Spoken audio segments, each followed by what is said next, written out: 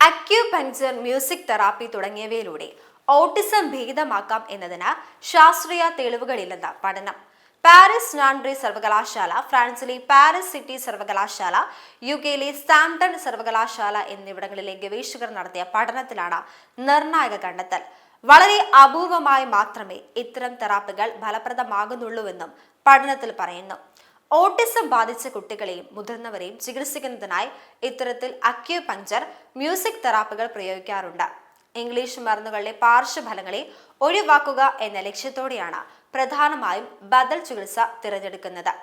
ഈ ചികിത്സകൾ പരീക്ഷിക്കണമെന്ന് കരുതുന്നവർ ഇത്തരം പഠനങ്ങളുടെ വിവരങ്ങൾ മനസ്സിലാക്കേണ്ടതുണ്ടെന്ന് പാരീസിലെ റോബർട്ട് ഡ്രെപ്പെ ആശുപത്രിയിലെ child and adolescent psychiatry unit head professor Richard Delorme പറയുന്നു.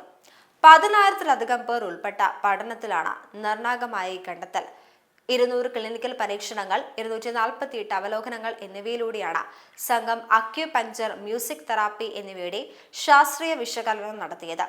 വളർത്തു മൃഗങ്ങളുടെ ഇടപെടൽ, acupuncture, herbal medicine, music therapy, probiotics, vitamin D എന്നിവയുൾപ്പെടെ 19 തരം ചികിത്സാ രീതികൾ പഠനത്തിന് വിധേയമാക്കിയിരുന്നു. ഇതിനായി 10,000-ലധികം പേരെയും പഠനത്തിൽ ഉൾപ്പെടുത്തി. ഓൺലൈൻ പ്ലാറ്റ്ഫോമുകളിലൂടെയാണ് സംഘം ഇവരെ നിരീക്ഷിച്ചത്. ഓട്ടിസം ബാധിച്ച ആളുകൾക്ക് ആശയവിനിമയം നടത്താനും അവർ എങ്ങനെ ചിന്തിക്കുന്നു എന്നത് മനസ്സിലാക്കാനും ശ്രമിക്കുക എന്നതായിരുന്നു പ്രധാന ലക്ഷ്യം. ഇതിനെല്ലാം ഒടുവിലാണ് ഗവേഷകർ നിർണായകമായ നിഗമനത്തിൽ എത്തിച്ചേർന്നത്.